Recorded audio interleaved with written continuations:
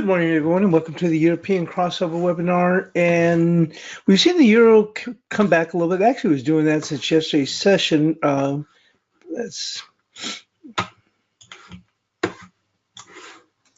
other than that, it spent most of the time just kind of in a very quiet, very quiet range. We did see also the cable come back. The crude has just gently eased back a little bit. Looked like a little bit of a rounded top. Maybe not so much now, but it did earlier when we dipped. And that was in the U.S. session. It certainly allowed the dollar CAD to come back up a bit here. Not a whole lot. We also saw some recovery in the peso. And also there was a little bit of yen news. It kind of pushed the yen a little bit higher, not too high. Looks like we got up about as high as 58. We're just kind of sitting here relatively quiet here. Not a whole lot. Looking here, if we take a quick overview, and it's quiet. So let's see what kind of a day we end up with. To me, I believe it's going to stay relatively quiet ahead of NFP.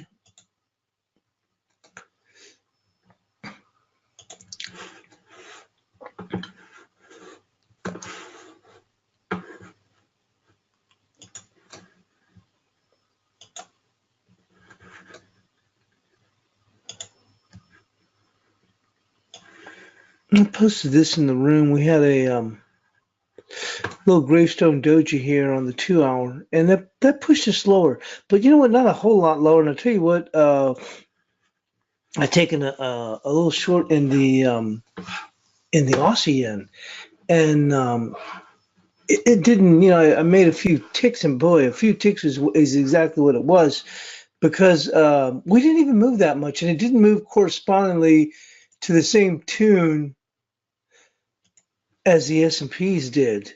And my thought being is, and I did see some news. I think Blake had posted something about they're very close. They feel that they're very close to coming out with some news. I knew it wasn't going to come out now, which I think the market's acting like as if it's going to come out any second. But we barely even dipped very much here in the that's in the Aussie dollar. Hang on, move out of here.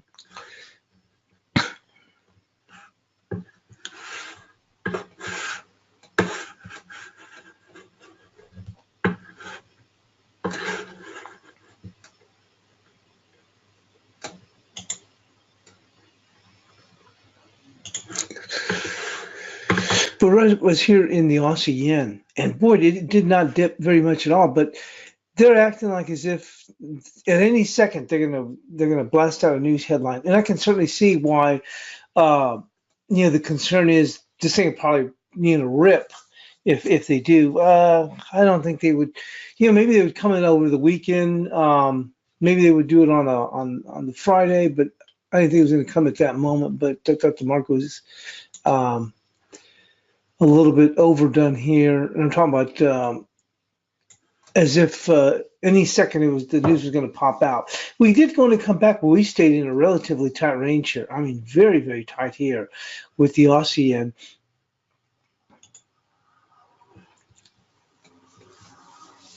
We saw the Euro New Zealand kind of move about, not a whole lot here, but it's the Asian session.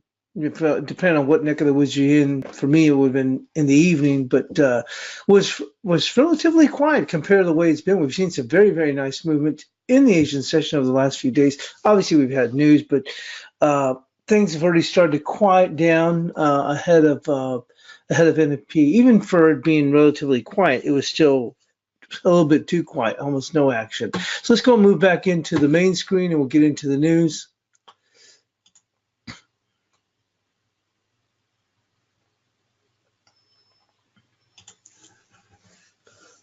I did post the news on the Brexit headlines with the robots, and I didn't want to spend any time here going over that. As I mentioned, our news, we keep it pretty light here for the most part, getting to the analysis, although today may have not been a bad day because, as I said, it's going to be relatively quiet, I believe, until we get past NFP.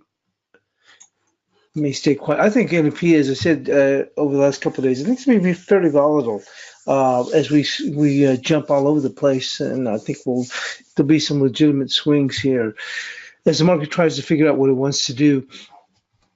But let's go on in. As I said, dollar yen stayed relatively quiet. We're going to move on to the news. Dollar index is very, very quiet here too itself. Look at this range. I mean, this is nutty. You would think not even for a half hour, it's 2 hours. And look out over a 2 hour range. We're trading basically about an 8 tick range for the last 6 hours or so, something like that. It's really silly. But let's go on and move into the news. Let's start with a bit of an overview. So the Europe slump for German orders adds to Eurozone fears. We talked about this yesterday. I mean, they got a little bit silly out here in the Euro. To me, in the sense that there's nothing wrong. I think it was due the rally. There's nothing wrong with that. And I think that, coming up into this area.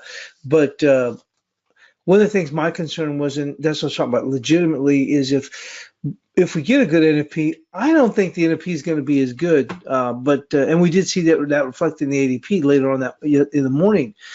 I don't think it'll be as good, but we can easily slide back here. And that's what I'm thinking is if we come down here and we don't quite make it to our target, which is 1149, but we make it to 1170, we could bounce right back here with the euro. But once again, things haven't changed here. I mean, it's still tough times over there.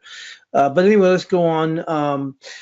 Truly dreadful data out this morning shows that German industrials fell at their sharpest rate in more than 2 years in February. And like I said, needless to say, Germany is the hub, the engine of the Eurozone. So you might get a couple of bits of data coming out of some of the other countries. But, if the data is coming out poor in Germany, boy, that really reflects. And it's not one bit of data, but series of data coming across the board, then, that really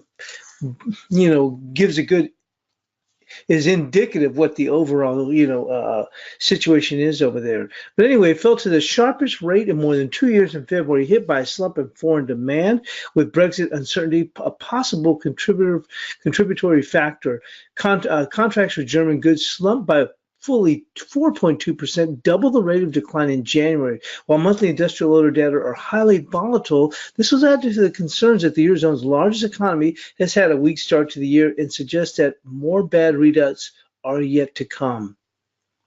Later today, Germany's main economic institutes are due to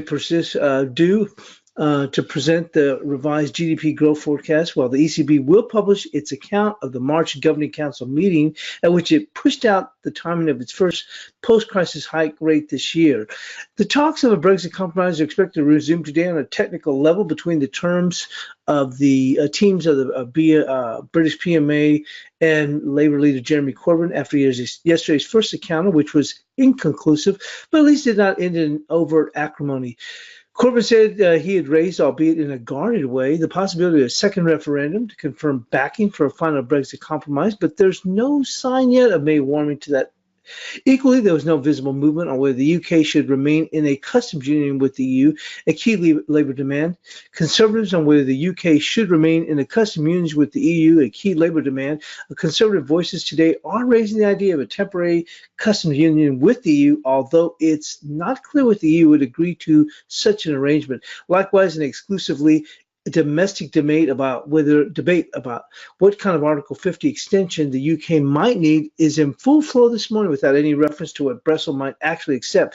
In other Brexit news, Angela Merkel heads to the Ireland today to meet to the people who live on the border with Northern Ireland, potentially the outer frontier of the EU's single market in a matter of days if no deal is reached.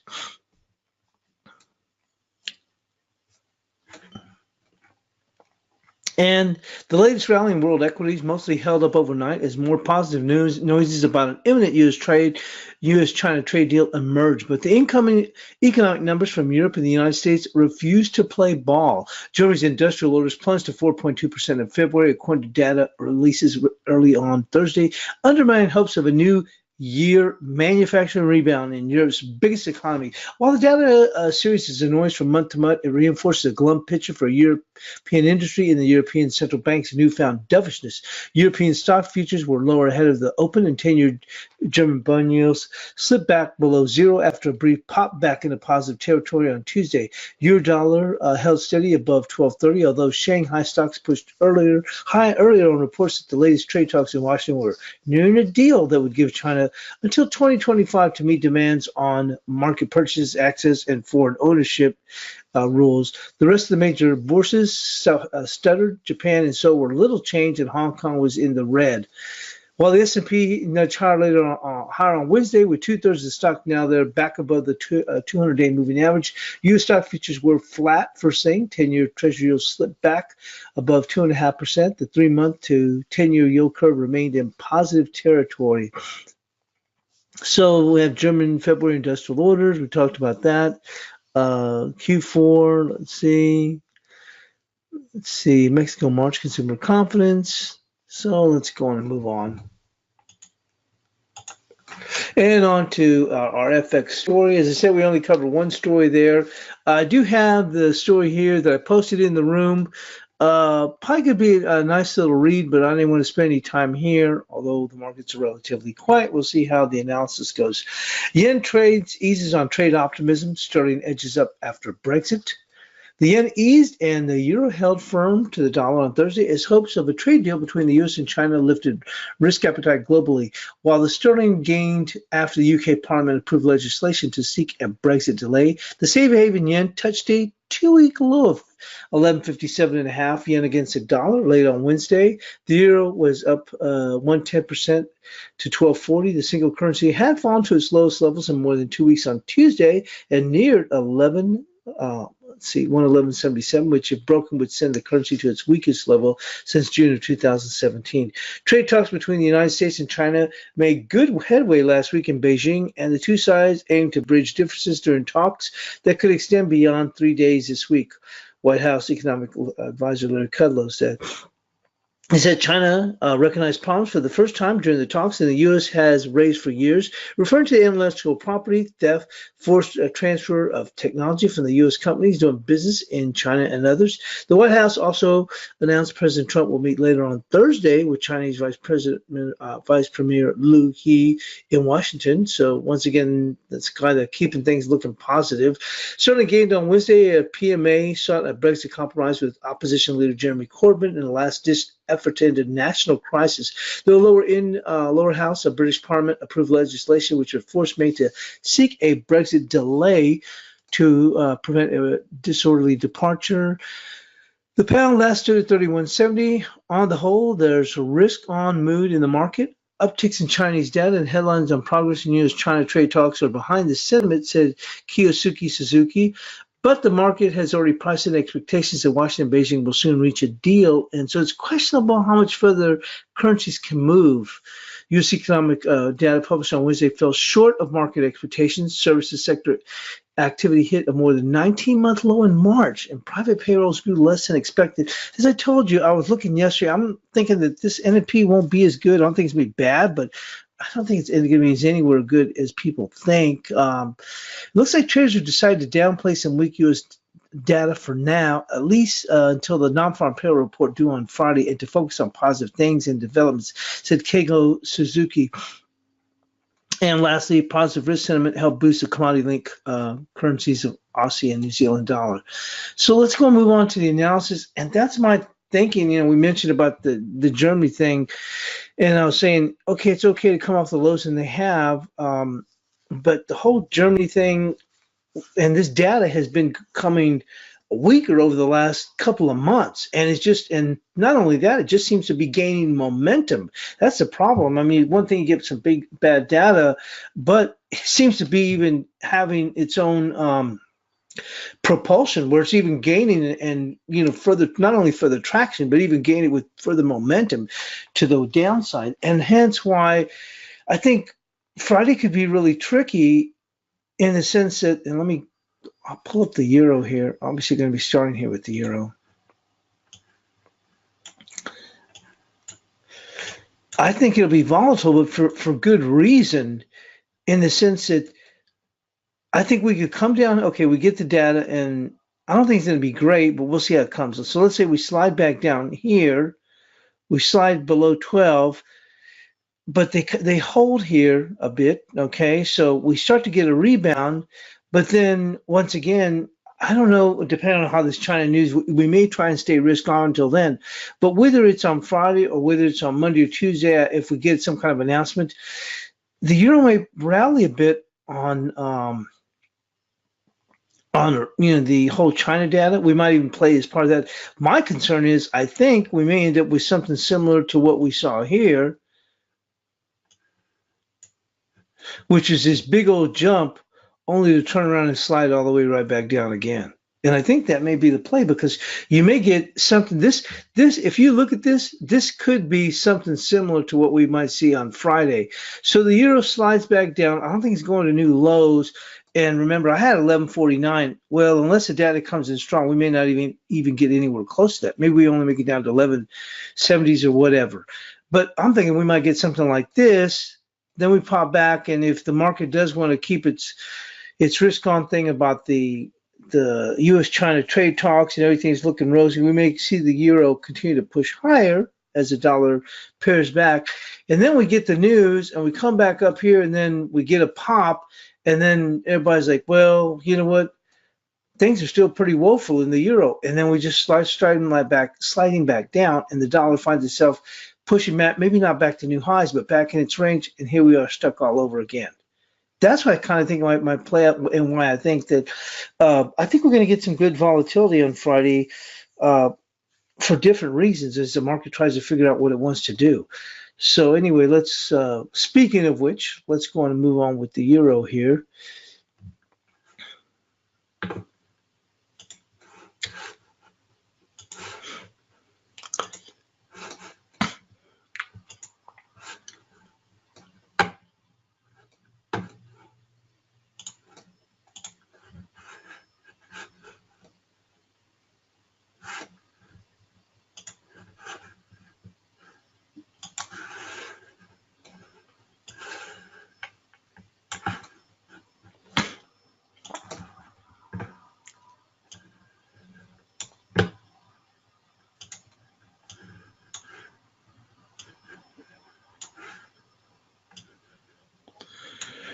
Well, we had a resistance at 1247. That's kind of kept the market in check, but right now we'll just bump it up a little bit higher in case we see a little bit of short covering. I don't think so, but we'll see. It's going to be 1260. So we had that from before, and we edged it back down and dipped it down to 1247, and we're just going to move it here as the market's holding its own here.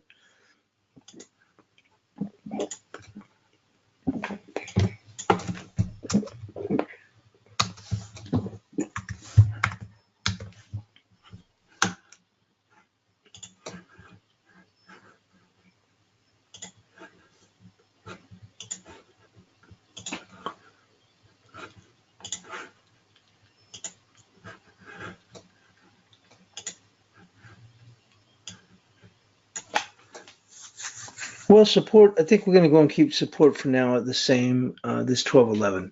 There's not going to be any changes here. I think any dips towards that. People that may take the short side may want to go on and they may cover some of those that are just holding on for a little bit, or maybe want to hold for even longer. We'll probably shave off a little bit of 11 and see what kind of move we can get if we can take out 12. If that, like I said, we go on and play out that way.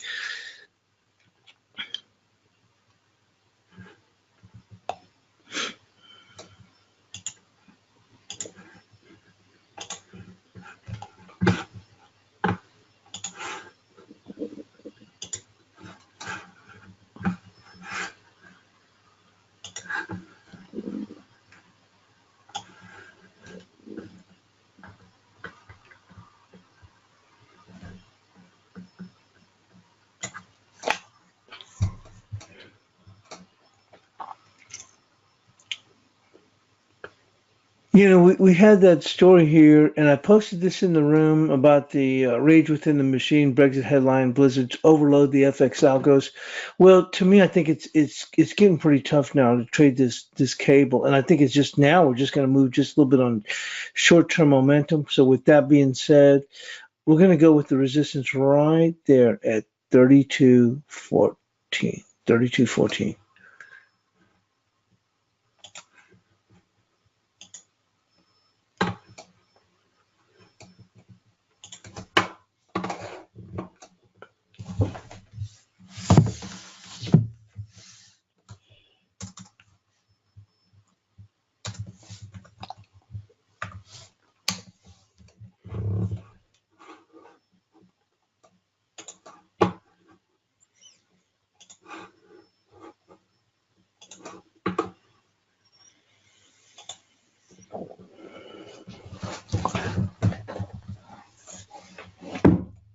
Yeah, I traded this a week ago. I think I don't know if it was midweek last week or something like that. I actually jumped in maybe 3 times, maybe. I haven't traded that much, but boy, I don't want to trade it right now. I just don't feel comfortable with this market at all. Although I did trade the crosses. That's what I'm saying. Um, here's the crazy thing. I think you didn't even mention that. I was talking to some of the guys in Asia yesterday, and I feel comfortable trading I like the sterling crosses. I have never cared much for cable itself, but it seems to be a lot better vehicles to trade the cable crosses than the pound. I remember Blake throwing out the video with him throwing out the pound.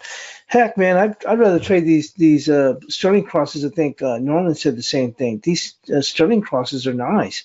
I don't care much for the pound, and so it's kind of odd that I feel a lot more comfortable, trading it or viewing those or trying to trade those. But anyway, and I'm like I said. Relatively new. I hadn't traded the crosses in years, and I'm just starting to edge back because of the low volatility with the euro. But anyway, enough said of that, as well as some of the other majors. But anyway, that being said, let's go and take a look. Where are we going for support? Well, we're just going to stick around with this 31.28 right here, 31.28 on support.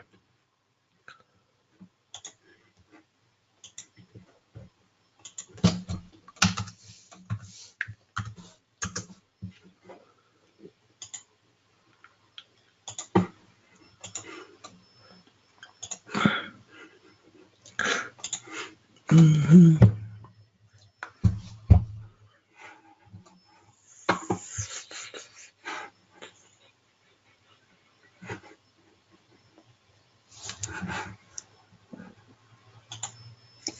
And let's go and move into the Aussie.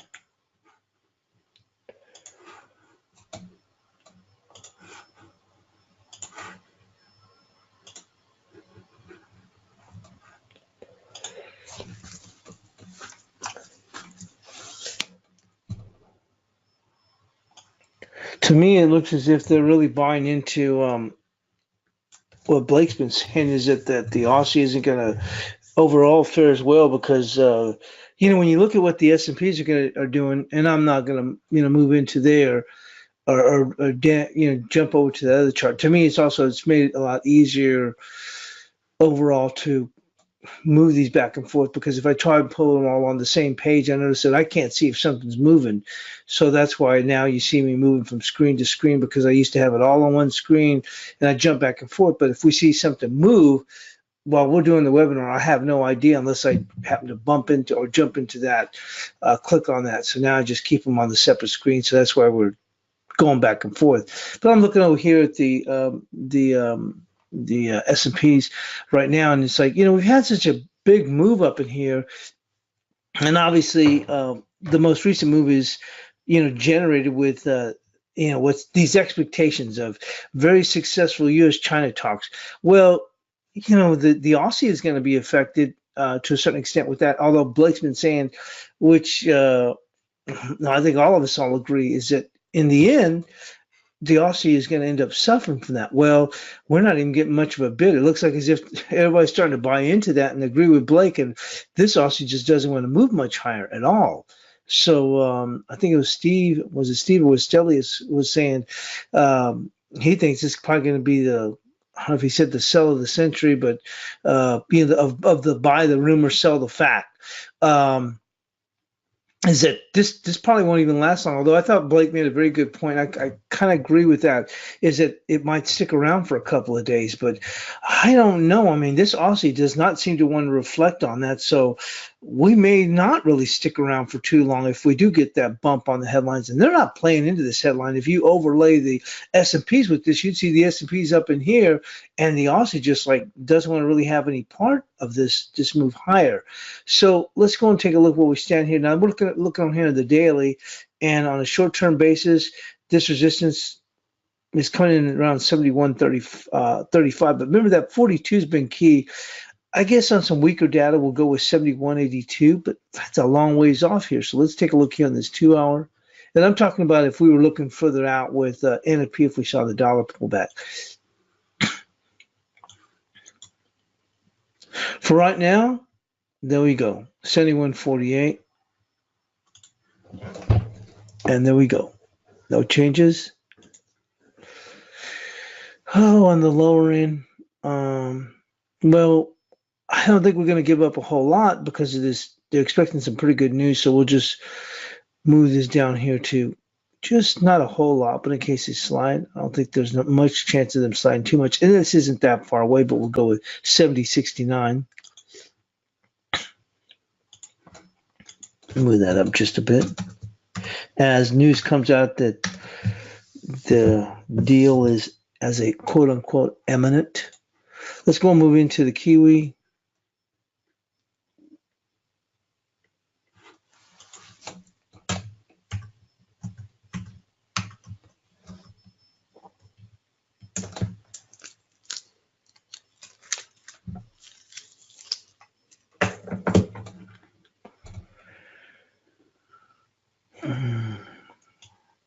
I'm staying quiet here.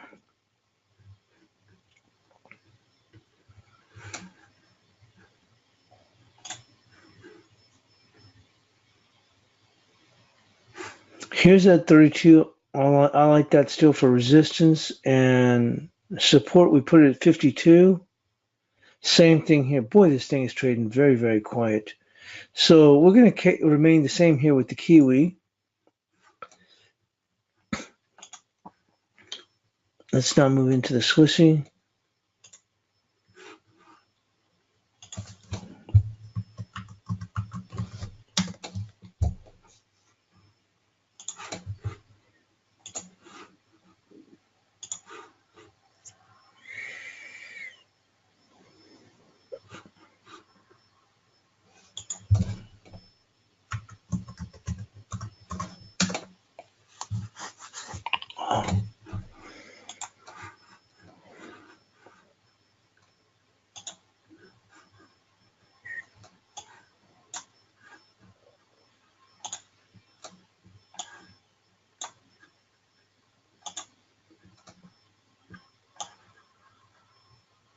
We are just hanging around here. Relatively quiet, just like the rest of the market. We've got 99.93.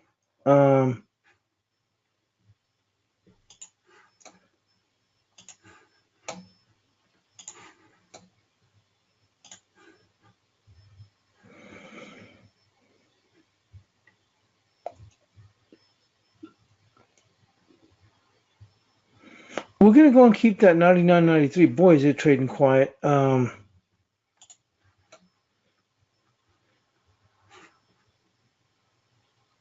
support is going to come in right there for now, 99.60. 99.60.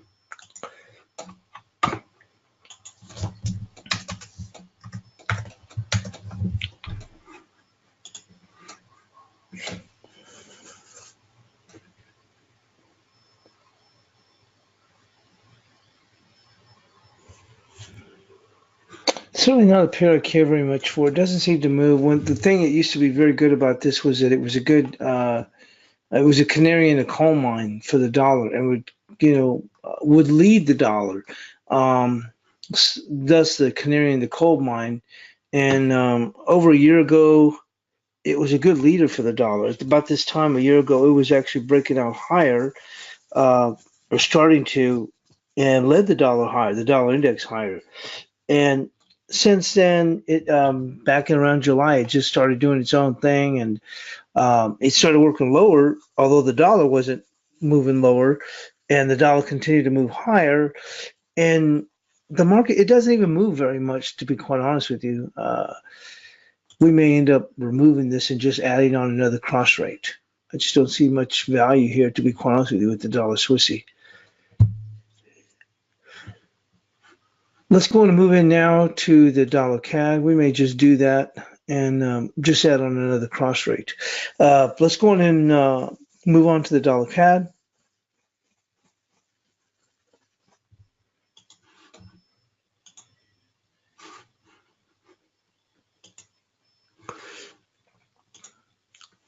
Well, this market has been resilient, to say the least.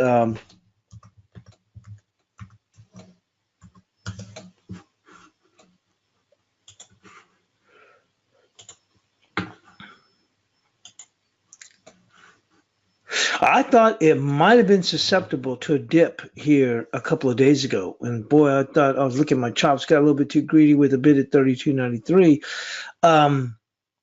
And we've seen this market hold up well while the crude is now just beginning to tire a little bit. Certainly isn't turning a whole heck of a lot lower in any sense, but it does look like it's getting a little bit tired up in here when we look at crude. Let's go and move into this.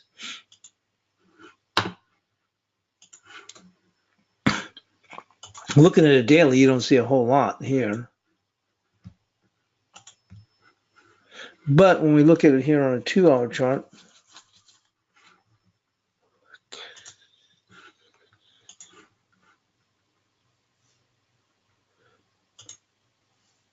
we're beginning to look a little bit tired here. I posted in the room what I thought looked like a rounding top here. We were starting, and we did take that dip, and then we've come back, and we're kind of sitting here.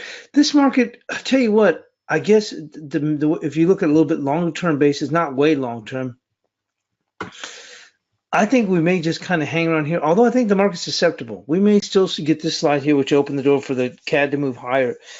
And then my thinking is probably watch out when you get this China news headline, because my thinking is, and I was saying that yesterday, I just don't get how this crude can stay here, or forget stay here, continue to advance when we're seeing this weakness, across the board in many countries, specifically the Eurozone, obviously not a country, but I'm taking a step further, which is Germany. And Germany is so important to the Eurozone, and so you're seeing this continued weakness in many areas of the globe, although we're starting to see a little bit better uptick data, obviously in China and a little bit here in Japan too, although there was concerns about inflation, that we would now go and start to see a slide. So I would think we'll probably start to dip before the headline, and then the headline will give us one more little bump back up. I don't even think we'll even take our highs, and then we may start to slide, and that may allow the dollar CAD then to start to move much higher here.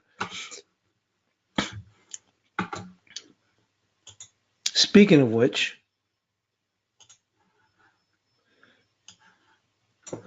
we've really held our own here, and as I said, I thought we were going to dip below here. I thought there was a chance we might have made it even down here, and this market is really held up like nobody's business, and it's starting to push a little bit higher as the crude continues to lose its momentum. Now we had our resistance yesterday, which has kept this market a little bit in check. We had previously before at 36. I mean at 60. We moved it down here to edge it down to 36, and we got up there. We actually bumped to 60 again, and so right now we're just going to edge it up here for today at 33.66. That's that old number we had before. But I tell you what, be careful with this CAD because it's really holding up very well overall. I'll put it this way: is this thing could really start to move higher if the crude bounces up. So I'll tell you what, if you go long here or you go along anywhere, my thinking is, like Blake likes to say, you close your eyes, you wake up a little bit later, you'll be okay, in good shape, okay? But But I go, if you get short and this market starts putting back, you may not get your money back. So my thinking is, like I said, I'm feeling okay if I'm a buyer on dips wherever they are. I certainly don't want to buy right now, but if they're buying, if I start to get in the red, I'm still feeling okay because I'm thinking we're closer to a top in the crude than we are advancing further. And the dollar CAD is already positively diverging from crude anyway. So if we even start to see a little bit of a sag in the crude, this dollar CAD probably start to take off. Now, that being said, let's remember that we have employment data tomorrow, so we'll see how that comes out. Employment data for the Canadian economy as well as the U.S. So we could temporarily see a dip in here and then maybe come smartly back. And I think any dips is going to be a good buying opportunity at this point, thinking that cruise now start to ease back and the dollar CAD has been positively diverging. Anyway, let's go and move back in here. As far as support, well, support's going to go on and come in. Let's go with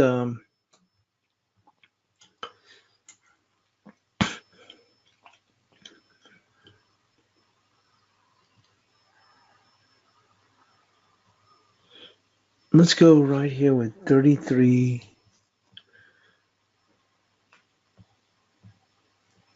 33.23. Now, like I said, things are going to change a little bit when we come in tomorrow. But once again, I think any dips back here are going to be a buying opportunity, as I think crude, not only crude's starting to ease back a bit, but the difference is that the dollar CAD is positively diverging. So even when crude moves a little bit higher, holds its own, or tries to move higher, the dollar CAD for the most part is holding its own. And as soon as crude starts to slide back a little bit, you see that bid come right back into the dollar CAD. Let's go and move into the MEX.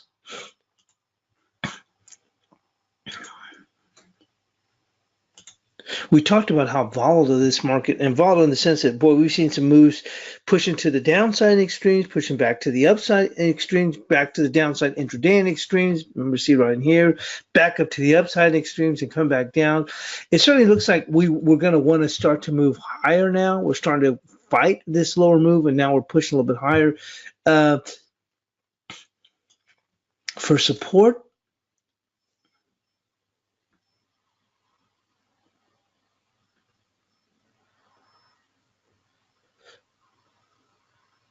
we're going to go right there at 1919.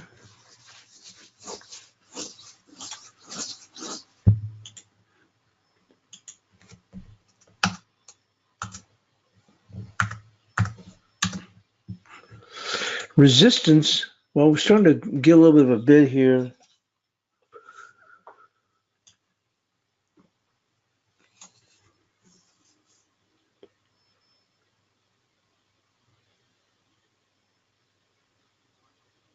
We're going to go right there, 1932.1, 1932.1.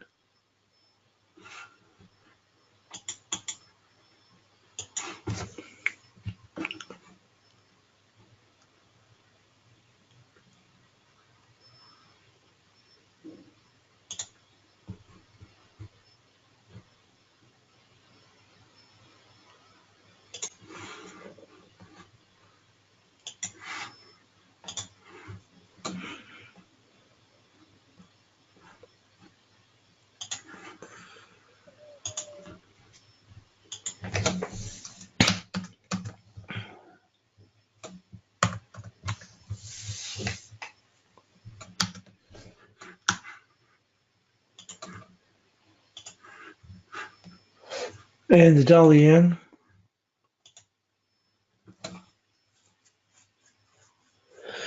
Here's a market that, we've kept the bid up. There's no doubt about that. But we could be a whole heck of a lot higher, and it doesn't seem to want to respond to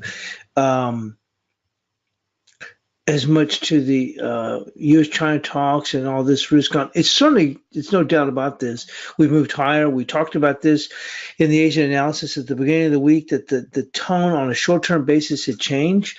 The technical tone, we thought we'd move higher, and we thought we'd make it up here to 21 and possibly a stretch to 44, and then we could ease back. Well, we just have not eased back. And we're looking potentially that this market could get up here to 70. We got that marked off here, I believe. Yes, 72. and the support down here at 1121. There's not going to be any change, but I'm really questionable about this. This might be another market also that once we get past this huge China talks, we may start to go in and ease back a bit here. We did get a little bit better China data, Japanese data out several days ago, but we still have those concerns with the inflation. That also kind of opened the door. They're talking about they could still keep on easing. But once again, if we see these S&Ps kind of ease back, and I think we will. I mean, here's the deal: as well as these S&Ps have held up, and they certainly have. Once you get past this China news, and we stretch this market for about as much as we can, I'm talking about the S&Ps. What's left? You see what I'm saying? It's going to be like, it's going to be such a letdown if you think about it.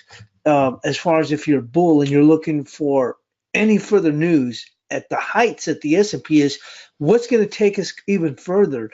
And I don't see where that's going to be. So if nothing else, it's not that things are so bad. I just think that the S&P, just from a valuation standpoint, and once again, a bull needs good news to keep on going higher.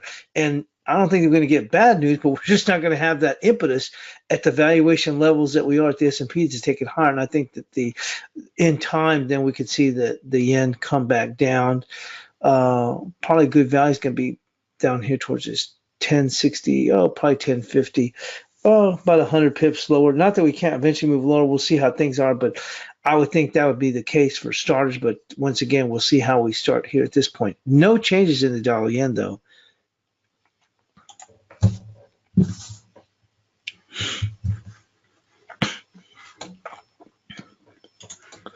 Moving here with the dollar index.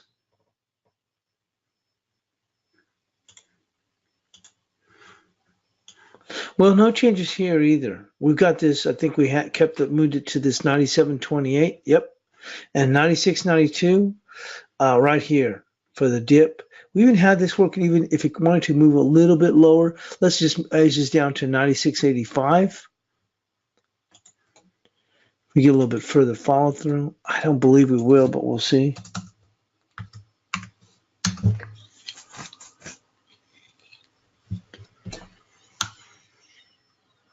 Move on to the XAU, the gold.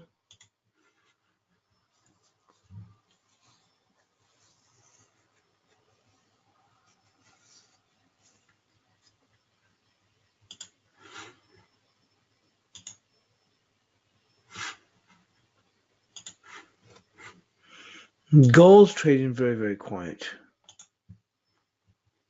I don't think we're just going to get any movement out of gold until we get past this China news. And then if the S&Ps pair back, then we could see a bid come back in. I said we're trading relatively quiet, and I don't see a whole lot of changes. The only thing that will move this up to 1280.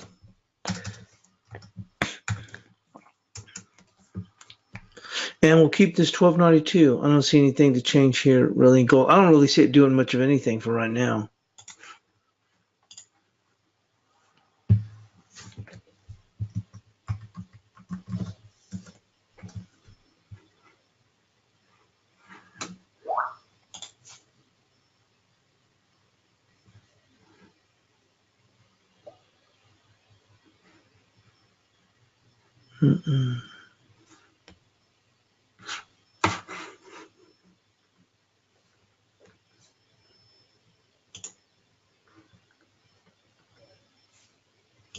There we go.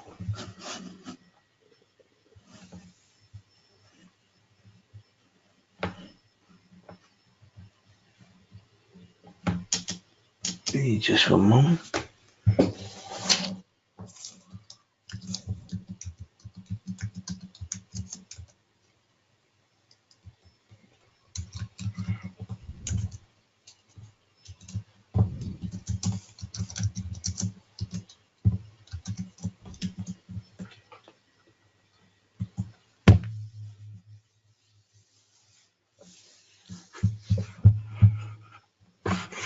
Okay. And now we're back into the cross rates, and we're still relatively quiet here. But let's go and take a look here with the Euro pound.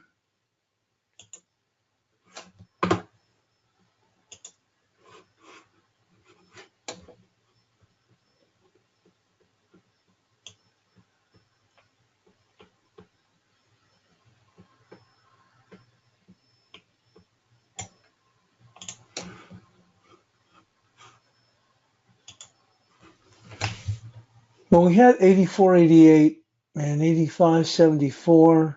Boy, this market is quiet as can be. Holy smokes. We'll go and keep that. No changes here, but man, this is very, very quiet trading.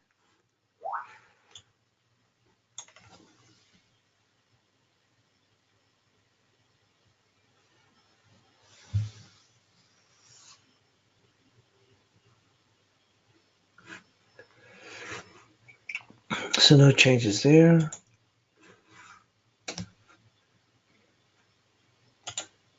Next up on tap, Euro Yen.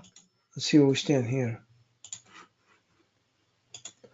Well, we got a little bit of a bid in Asia when they started yakking about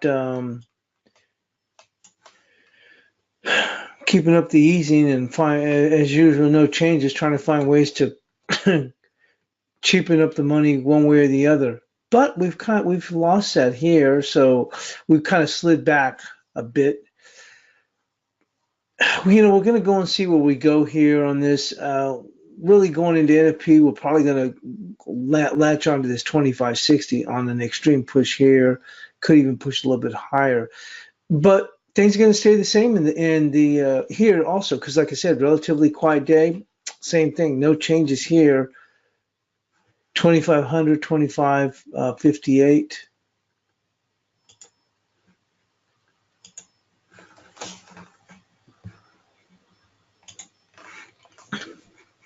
Let's move into Euro on.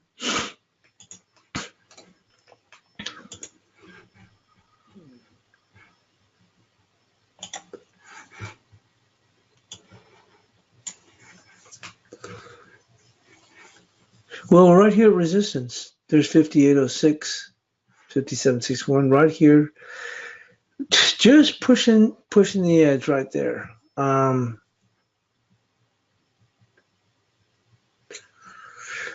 maybe we'll get a little bit more push on the euro.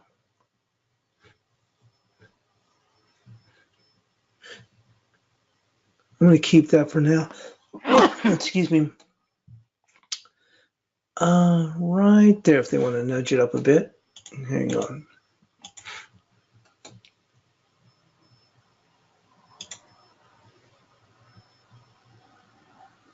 And it's not much. It's going to be 58.15.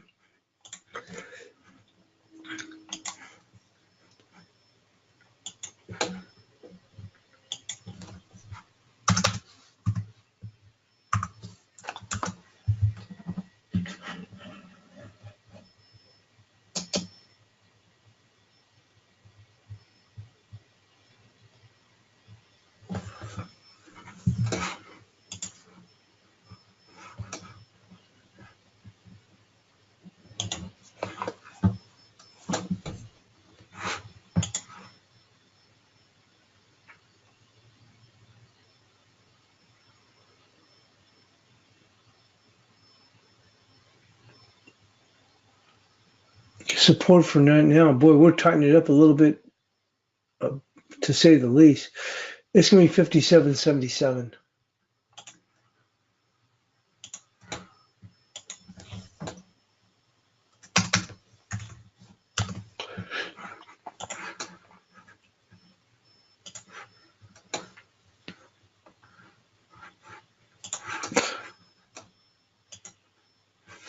This is moving a bit in Asia yesterday. I was just kind of keeping an eye on it. Not a pair I've ever traded, just trying to get my sea legs going on this thing. It certainly looks like we have the momentum going for us, so we should push up a little bit higher.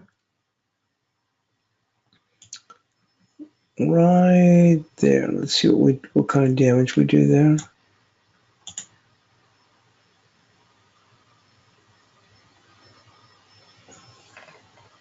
It's going to be 65.95. 65.95.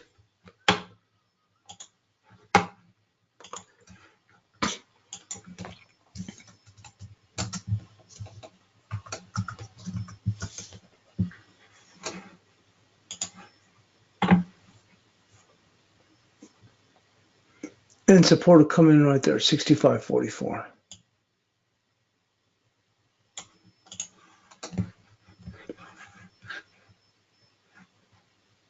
Sort of looks like we want to push up here to that 95.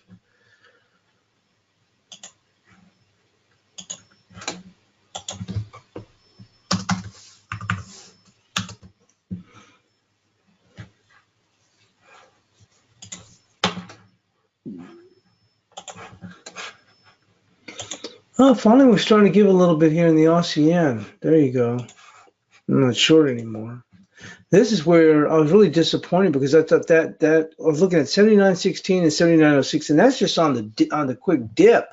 And this market just didn't want to break. Finally, we're starting to ease back a bit here. There should be some support around 79.16 and 06. We'll just go with 79.06, which is something I looked at in the late US session, or well, wasn't even late US session at the time, but we'll say 79.06. Oh, scalp thing. I get that 78.95 is still there, but we'll go here at this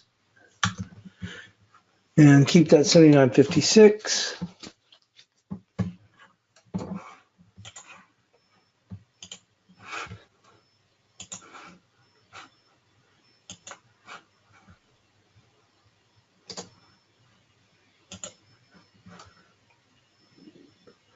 This market looks like it wants to ease back a bit.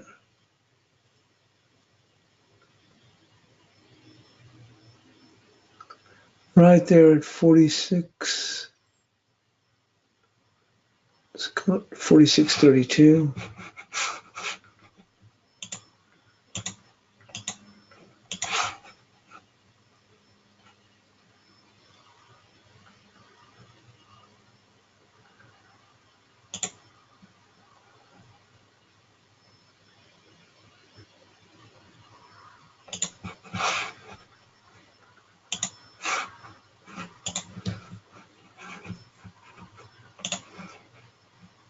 There we go. We already had it. On the upside, we had 47.33. Resistance is going to come in right there. 47.01.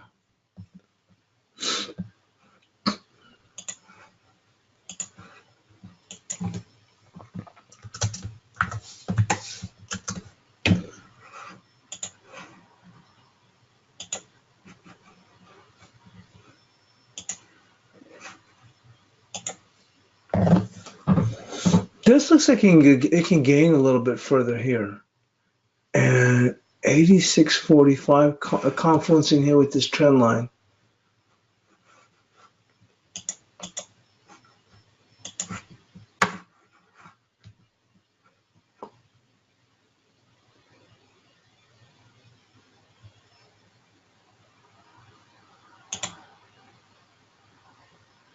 It's 85.64.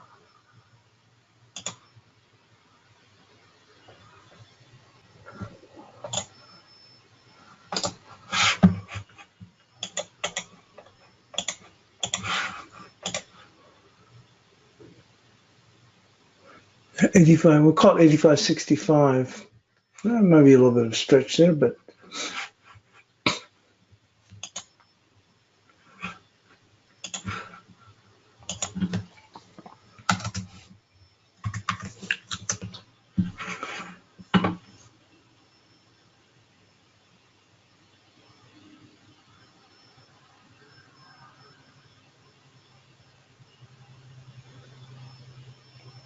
84.68 for support.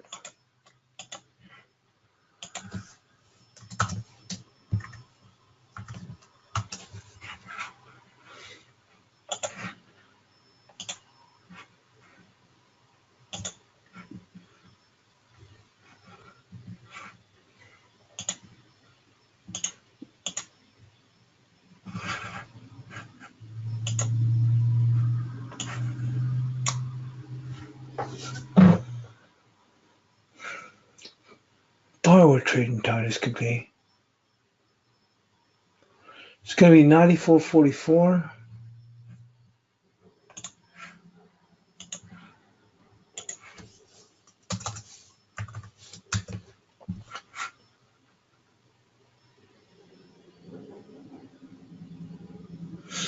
And 93.88.